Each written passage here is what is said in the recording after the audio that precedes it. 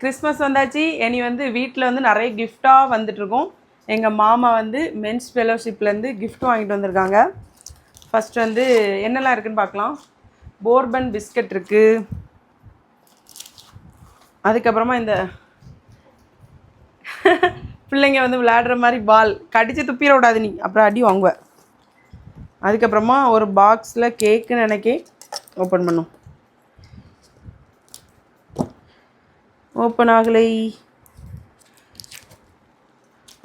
சூப்பரான plum cake கிறிஸ்மஸ்க்கு தந்திருக்காங்க. அதுக்கப்புறமா ஒரு டைரி ஹோம் சர்ச்சில் உள்ளது.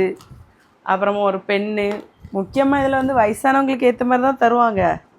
இதில் ஏதோ ஒரு கிஃப்ட் இருக்குது, என்னன்னு பார்ப்போம். சூப்பரான கிஃப்ட்டு.